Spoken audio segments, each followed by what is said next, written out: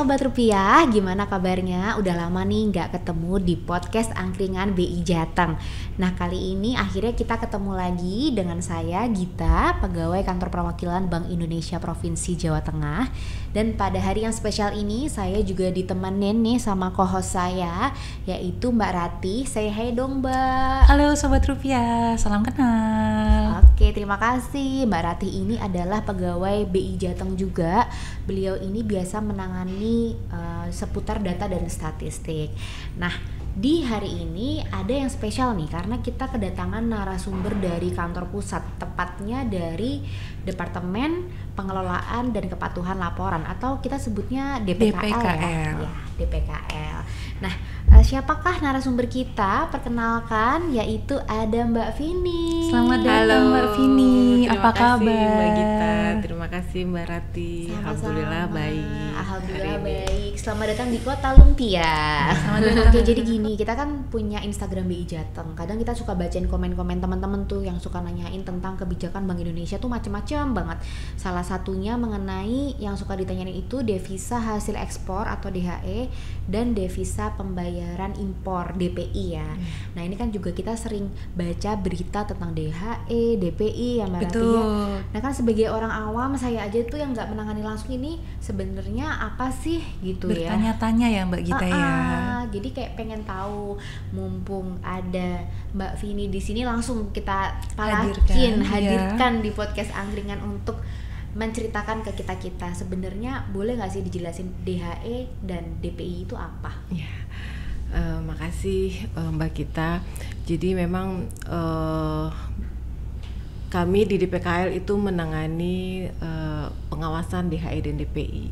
Jadi DHE itu sendiri seperti kepanjangannya devisa hasil ekspor, itu adalah devisa yang diterima oleh pelaku ekspor atau kita sebut eksportir. Nah itu yang diterima dari luar negeri itu wajib dilaporkan ke Bank Indonesia. Begitu juga dengan DPI. DPI itu devisa pembayaran impor yang dibayarkan oleh pelaku impor atas impor yang dilakukan. Nah, jadi itu untuk penerimaan DHE dan pembayaran impor itu dilaporkan ke Bank Indonesia. Jadi Bank Indonesia itu bukan menerima uangnya, tapi menerima laporannya. Jadi kewajiban eksportir importir itu adalah melaporkan DHE dan DPI ke Bank Indonesia. Oh, seperti itu ya. Terus kalau tujuan dari pelaporan itu sendiri apa sih Mbak? Kenapa kayak harus dilaporkan gitu? Ya Mbak Gita, jadi dengan adanya pelaporan DHE dan DPI, Bank Indonesia itu mengetahui secara pasti kepatuhan para eksportir dan importir dalam implementasi kebijakan. Nah, kenapa kebijakan ini diambil? Terutama itu di tahun 2012 itu pertama kali keluar ketentuan penerimaan DHE. Bukan cuma DHE, tapi juga waktu itu ada utang luar negeri yang juga wajib diterima di sistem keuangan di Indonesia. Jadi DHE, devisa hasil ekspor dan utang luar negeri harus dimasukkan ke Indonesia, ke Bank Devisa Dalam Negeri. Jadi apabila DHE dan ULN, utang luar negeri itu masuk ke Indonesia, maka diharapkan pasokan falas di Indonesia itu dapat terjaga dengan baik. Nah, kenapa harus dijaga? Jadi apabila DHE dan ULN tersebut masuk ke Indonesia, maka diharapkan pasokan falas itu cukup sehingga apabila suatu saat ada pembayaran atau kebutuhan pembayaran falas ke luar negeri secara besar-besaran itu tidak mengganggu stabilitas nilai rupiah. Oh begitu. Jadi peraturan ini sudah dari tahun 2012 ya? Dulu diawali dengan DHE dan ULN. Nah, lalu tadi juga disebutkan DPI ya. DPI itu baru harus dilaporkan tuh di 2020. Jadi itu baru 2020 seiring kita mengimplementasikan sistem baru yaitu Simodis. Kalau Simodis ini apa nih? Ini kayak sistem untuk pelaporannya gitu atau apa? Ya. Jadi Simodis itu adalah kalau kepanjangannya dulu ya Mbak, SIMODIS itu Sistem Informasi Monitoring Devisa Terintegrasi. Nah, kalau dari namanya kita sudah tahu ya bahwa dengan SIMODIS ini diharapkan dapat melakukan monitoring devisa baik keluar maupun masuk, karena ini kan DHI sama DPI yang dilaporkan dan seketika. Jadi data yang ada di SIMODIS itu real time. Seperti itu. Oh begitu ya, jadi untuk pelaporannya nggak manual ya, tapi sudah itu online gitu kan ya? Iya, jadi online. Pelaku usaha yang melakukan usaha itu langsung input lah, kira-kira begitu ya? Iya. Nah kalau dari pelapornya, siapa aja sih Bu yang wajib untuk melaporkan melalui SIMODIS ini? Nah, SIMODIS ini usernya ya, betul, yang menggunakan SIMODIS itu BI sendiri yang melakukan pengawasan DHI DPI, juga pelaku usaha eksportir importir yang melakukan ekspor impor dan bank. Nah jadi di SIMODIS itu oleh pelapor itu bisa melakukan monitoring secara mandiri. Nah, jadi sebelum ada SIMODIS itu apa-apa misalnya kepatuhannya, terus apakah sudah dilaporkan, apakah sudah match atau belum, itu harus nanya ke BI. Nah, dengan ada SIMODIS ini, eksportir importir bisa langsung mengecek secara mandiri, memonitor status PPE. Kita sebutnya PPE, pemberitahuan pabean ekspor, atau untuk yang impor itu pemberitahuan pabean impor atau PPI. Nah itu status PPI itu sudah match, sudah dilaporkan atau belum, atau sudah dilaporkan tapi masih kurang. Nah itu bisa dicek langsung oleh perusahaan di SIMODIS. Bukan hanya untuk memonitor tapi juga melaporkan. Jadi di SIMODIS itu tersedia data arus dokumen, yaitu PPI dari DJBC, juga arus uang ini ada yang dari SWIFT langsung kita capture, ada juga yang dari bank dilaporkan itu untuk DHSDA. Nah itu kedua data itu yang kita matchingkan, kita cocokkan atau kita kawinkan, nanti keluarlah hasil PPI ini statusnya apakah match atau belum. Nah yang belum itu yang nanti akan kita lanjutkan ke proses pengawasan selanjutnya. Jadi tadi kalau untuk pelapor itu SIMODISnya menggunakan modul pelapor.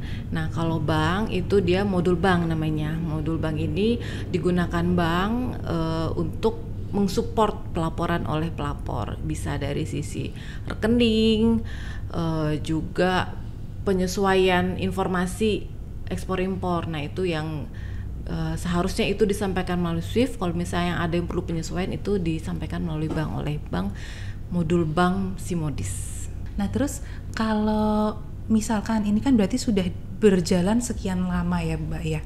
Nah kalau untuk pelaku usaha baru, misalkan saya mau melakukan ekspor impor, gimana sih caranya mendaftar gitu untuk bisa masuk ke SIMODIS ini? Ya kalau untuk pelapor baru yang belum masuk SIMODIS, jadi di SIMODIS itu di berandanya itu sudah ada fungsi untuk mendaftarkan sebagai user SIMODIS. Nah nanti dengan memasukkan informasi-informasi yang diperlukan itu antara lain NPWP dan informasi ekspor.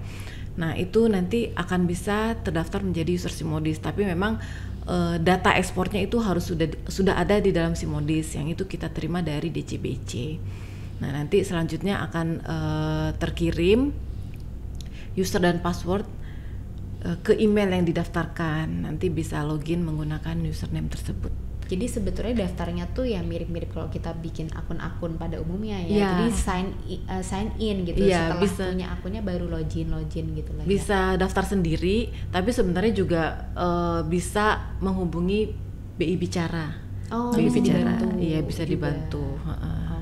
Karena kadang-kadang mereka itu merasa belum terdaftar. Begitu di data kita ada PPI yang harus diawasi, itu kita kirimkan hak akses. Tapi ada beberapa kondisi di mana surat hak akses itu tidak sampai ke pelapor, bisa karena alamatnya pindah atau alamat yang kami peroleh dari DJBC itu memang belum tidak update, gitu bukan ya? Alamat yang paling update. Jadi hak akses itu tidak sampai ke perusahaan sehingga merasanya belum punya user padahal sebenarnya sudah terdaftar. Nah itu bisa menanyakan ke BI Bicara 131 ya. Nanti bicaranya juga akan follow up ke kami AO di Bank Indonesia di DPKL. Oke, jadi bisa mandiri sign in, bisa juga lewat Bicara 131 yang nanti akan dibantu cek apakah akunnya ternyata sudah ada nih tapi mungkin nggak terinfo aja gitu ya. Nah kalau terkait ini agak teknis sih, kan saya tuh pernah dengar ada surat teguran DHE gitu ya, itu sebetulnya apa ya? Surat teguran, wah ini memang eksportir importir begitu kena surat teguran pasti overthinking. Jadi gini, Bank Indonesia dalam menjalankan perannya mengawasi DHI dan DPI itu ada mekanisme pengawasan yang dilaksanakan. Jadi untuk pengawasan ini terbagi, DHI itu ada dua, DHI SDA dan non SDA dan DPI. Nah untuk DHI SDA sendiri itu dilaporkan melalui bank melalui LLD 5 dan 6. Nah, apabila dalam pelaporannya itu belum sesuai atau laporannya belum kita terima, jadi PPE SDA-nya masih berstatus belum match, masih outstanding kita bilangnya, itu akan kami tanyakan dengan mengirimkan surat pemantauan. Surat pemantauan. Nah, itu setelah jatuh tempo dilaporkan, apabila belum sesuai kami kirimkan surat pemantauan. Nah, untuk DHE, non SDA dan impor. Nah, ini yang surat teguran. Pengawasannya berbeda dengan yang SDA. Kalau misalnya untuk non SDA dan impor ini pelaporannya bukan melalui bank tapi langsung ke Bank Indonesia, tadi melalui SWIFT masuk uangnya, atau juga LE7 apabila tidak melalui SWIFT. Nah itu dilaporkan secara mandiri oleh pelapor di Simodis dengan mencocokkan antara arus dokumen dan arus uang. Apabila ditemukan belum sesuai, belum match pada saatnya gitu setelah jatuh tempo, nah itu akan kita tanyakan dengan surat teguran gitu Mbak. Jadi surat teguran ini, tapi ya Bapak dan Ibu pelaku usaha jangan takut kalau kita tanyakan dengan surat teguran, karena itu kita sifatnya merimain sebenarnya, dan itu diberi kesempatan untuk menyelesaikan PPI-nya agar tidak berlanjut ke sanksi selanjutnya. Jadi mekanismenya setelah surat teguran saat pertama itu ada surat teguran kedua, apabila belum diselesaikan akan kita tindak lanjuti ke DJBC melakukan pemblokiran ekspor impor. Nah ini jangan sampai jangan sampai ya, karena sebenarnya kalau dengan sanksi ini bukan cuman eksportir importir yang susah karena tidak bisa ekspor dan impor dan juga harus memenuhi kewajiban dan terlambat ya, tapi kami di BI juga susah menindaklanjutinya karena prosedur untuk pembebasan nanti kalau misalnya udah diblokir itu panjang. Karena butuh ketika akan diblokir itu kan butuh persetujuan pimpinan. Nah begitu juga ketika ada pembebasan itu juga butuh persetujuan pimpinan. Maka Bapak dan Ibu apabila kami AO dari Bank Indonesia bertanya tentang PPI yang harus diselesaikan, kami mohon dapat kooperatif bersama kami, kita sama-sama menyelesaikan PPI-nya agar selesai dan tidak berlanjut ke sanksi yang lebih berat. Oh gitu. Jadi berjenjang ya Bu ya sebenarnya mekanismenya ini ya. Pengawasan berjenjang. Lalu misalkan nih ada pelaku usaha yang mendapatkan surat teguran atau surat pengawasan gitu. Lalu sudah beretikat baik nih, ingin menyelesaikan kewajibannya, lalu masih menemui kendala, sudah buka Simodisnya, sudah bisa login atau ada masalah tertentu, bisa menghubungi siapa nih Bu kira-kira? Ya, jadi setiap perusahaan itu mempunyai AO, namanya Account Officer di DPKL. Nah, jadi eksportir importir ini sendiri bisa melihat di Simodisnya di halaman profile itu ada nama AO, email dan nomor telepon, Mbak. Oh baik. Jadi informasi itu ada. Jadi ketika ada pergantian AO pun informasinya juga ada di sana. Jadi perusahaan bisa langsung kontak AO-nya masing-masing. Nah, apabila nih ada kendala, itu kan bisa dilihatnya di Simodis ya. Betul. Ada kendala misalnya lama nggak login Simodis, itu sebenarnya passwordnya bisa expired.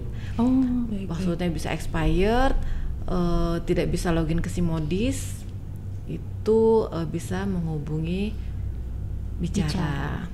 Sebenarnya perusahaan kalau mengalami kendala tidak bisa login karena passwordnya sudah expired, itu bisa melakukan reset password. Itu ada di halaman berandanya. Itu nanti password barunya akan terkirim ke email yang terdaftar. Nah, kendalanya lagi apabila PIC yang didaftarkan emailnya itu sudah ganti atau sudah resign. Nah, itu memang untuk profil itu harus selalu diupdate ya, Mbak. Harus selalu diupdate sehingga apabila ada informasi-informasi, misalnya tadi surat kan akan kita kirimkan ke email yang terdaftar. Terus juga mau mengakses informasi status PPPI-nya, nah itu bisa dilakukan seperti itu. Jadi note-nya bahwa penting untuk selalu mengupdate profil yang ada di Simodis. Iya, korespondensi kami dengan perusahaan itu dengan profil yang terdaftarnya. PIC yang terdaftar itu pun atas persetujuan pimpinan dari perusahaan sendiri, karena perusahaan itu akan menyampaikan kepada kami surat pernyataan yang ditandatangani oleh pimpinan perusahaan. Baik. Oke, jadi memang sebenarnya tidak seserem itu ya. Betul. Tapi dalam mengawasi pun itu ada jenjangnya, tadi ada surat teguran 1, surat teguran 2, baru nanti ada langkah-langkah selanjutnya. Iya, Mbak. Jadi kami di DPKL itu AO itu berusaha sebenarnya ya menghubungi pelapor agar PPPI-nya selesai, tidak dikenakan sanksi gitu kan. Makanya kami dalam menghubungi itu berbagai macam sumber informasi kami dapat dari nomor telepon dari DCBC, dapat dari DCP juga. Kami juga browsing kalau misalnya tidak dapat juga ya, karena harus maksimal nih Mbak. Kita kan pengennya nggak kena sanksi ya. Tujuan utama DPKL adalah kepatuhan dalam melaporkan penerimaan DHE dan pembayaran impor ke Bank Indonesia. Oke, ini keren banget ya. Jadi jangan serem ya, justru ini AO-nya bersiap untuk membantu gitu ya. Nggak semerta-merta kita misalnya, wah ini udah jatuh tempo nih, sanksi gitu, enggak. Kita akan cari terus, ya. Kita coba terus dan kita bantu. Iya, dibantu terus. Keren banget nih. Ini daging banget ya obrolannya ya. Betul. Mbak Ratih ya, senang banget. Gak ada lemak-lemaknya nih, semuanya daging. Bisa dapet info tadi mulai dari sebenarnya ini DHE DPI ini apa, sampai teknisnya kalau tidak dilakukan bagaimana, kemudian nanti kalau dari kita sisi mau daftar, mau lapor seperti gimana, apa, semua udah ada semua di podcast ini. Luar biasa banget. Ini senang sekali, terima kasih Mbak Vini. Terima kasih Mbak Gita, ini tentunya Mbak diskusi Rati, ini tuh bisa menambah informasi dan pengetahuan baru buat teman-teman yang suka nongkrongin podcast Angkringan BI Jateng. Nah, terima kasih juga nih untuk Mbak Ratih nih yang udah nemenin saya, Mbak Gita, ya kan, sebagai PIC data statistik di BI Jateng. Tadi juga pertanyaan-pertanyaannya jadi bisa lebih mendalam sehingga bisa menghasilkan informasi yang lebih komprehensif lagi. Oke, saatnya saya Gita undur diri di podcast Angkringan BI Jateng. Sebelum ditutup, kita ada pantun nih buat teman-teman semua. Di pasar pagi bertemu teman, cakep. Bilangnya lari, ternyata beli jajan. Cakep. Simodis hadir jadi andalan. Awasi devisa demi kesejahteraan. Yeay.